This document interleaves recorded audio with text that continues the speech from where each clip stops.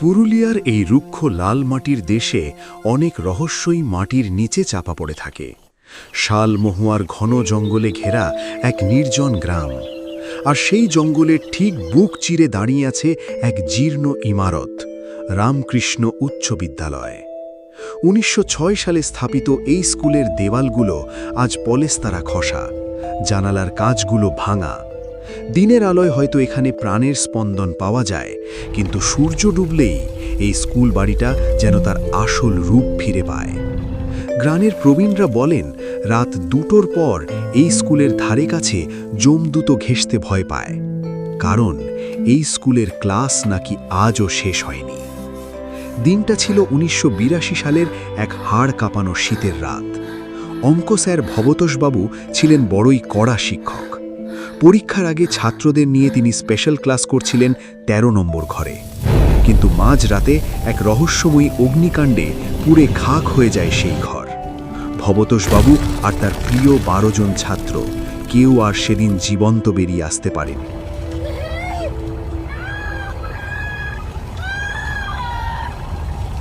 সময় বয়ে যায়, কিন্তু আতঙ্ক থেকে যায়। ২০১৬ সাল। ৩ বন্ধু অর্ণব, অমিত আর রাজু স্কুল জীবনের শেষ প্রান্তে দাঁড়িয়ে। অর্ণবের রক্তে তখন অজানাকে জানার তীব্র নেশা। আরে রাখ তোর ভূতের গল্প, সব ফালতু কথা।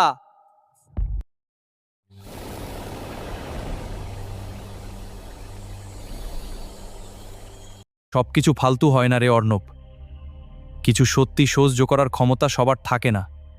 তাই যদি হয় তাহলে চল না, আজ সত্যি নাকি মিথ্যে বোঝা যাবে। ঠিক আছে অর্ণব, আজ রাতে আমি আসব। ভাই আমার খুব ভয় করছে, চল এখান থেকে পালাই। ইতু কোথাকার, আজ রাতে আমি একাই আসব, দেখবি কেমন ভূত আছে। সে জানত না, কৌতূহল অনেক সময় মৃত্যুর পরোয়ানা নিয়ে আসে। সেই বিকেলেই ঠিক হল বাজি। অমাবস্যার রাতে অর্ণব একাই ঢুকবে সেই স্কুলে। অমিত আর রাজু তাকে আটকানোর চেষ্টা করলেও অর্ণবের জেদের কাছে তারা হেরে যায়। রাত ১২টা, চারদিকে শ্মশানের নিস্তব্ধতা। অর্ণব তার টর্চটা নিয়ে এগোচ্ছে জঙ্গলের বুক চিরে। ডালপালার মর্মর শব্দ আর ঝিঝি পোকার ডাক যেন তাকে বারবার ফিরে যাওয়ার সতর্কবার্তা দিচ্ছে।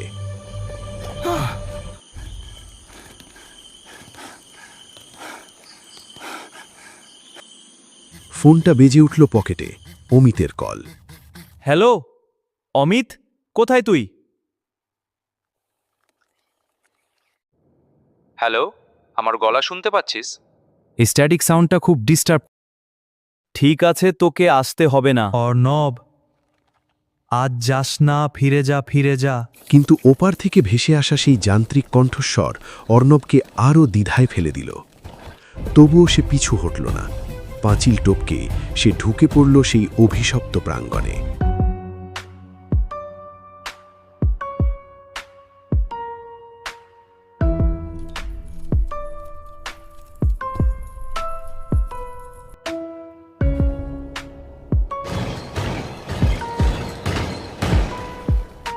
স্কুলের করিডোর এখন অন্ধকার সুড়ঙ্গ।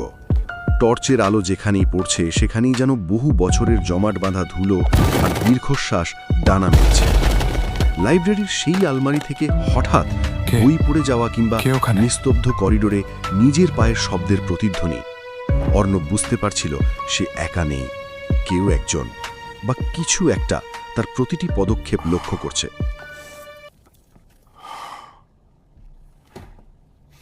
সিঁড়ি দিয়ে উপরে ওঠার সময় কাঠের সেই ক্যাচ ক্যাচ শব্দ, যেন কোনো মৃত আত্মার আর্তনাদ। দোতলায় ওঠার পর দেওয়ালে সেই পুরনো গ্রুপ ফটো, ১৯৮২ সালের সেই ব্যাচ। টর্চের আলোয় অর্ণব দেখল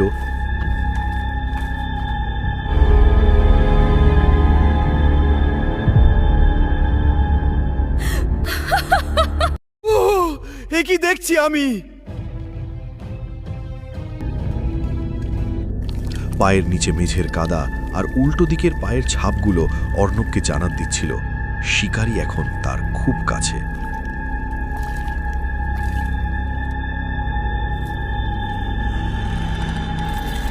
ফোনের সেই অজ্ঞাত মেসেজ, ফিরে যা।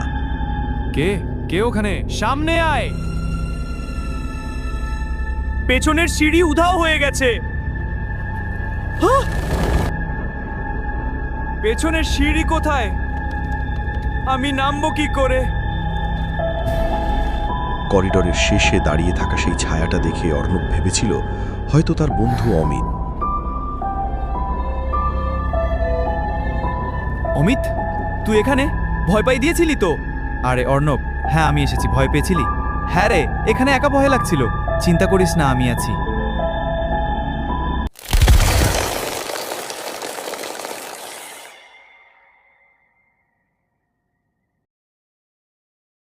আমি তো তোকে বারণ করেছিলাম অর্ণব, কিন্তু তুই আসলি।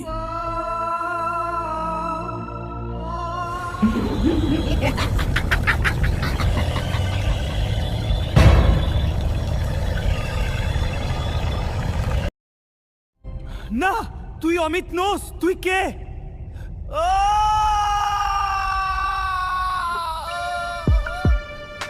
ওটা ছিল এক অশরীরী মায়া। কোটরগত কালো চোখ আর শূন্যে ভাসমান সেই শরীর দেখে অর্ণবের পায়ের তলা মাটি সরে গেল। অর্ণব দৌড়াতে শুরু করে।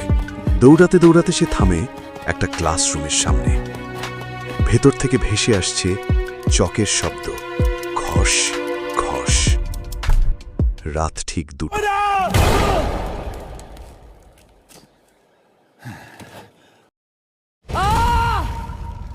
এটা কি হচ্ছে?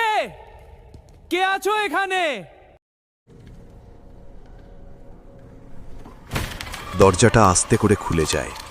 ভেতরে পুরো ক্লাসরুম ভর্তি ছাত্র। সবাই চুপচাপ বসে আছে মাথা নিচু করে।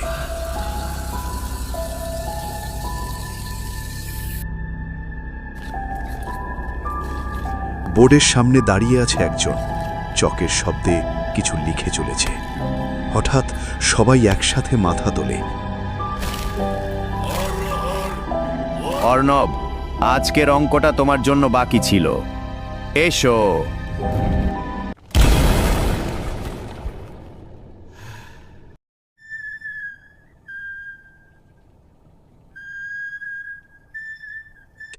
পরের দিন সকালে স্কুলের ভিতরে পাওয়া যায় একটা ব্যাগ, কিন্তু অর্ণবকে আর কখনো পাওয়া যায়নি। আজও রাত 2টোর পর ওই স্কুলের পাশ দিয়ে গেলে শোনা যায় সাইলেন্স, ক্লাস চলছে।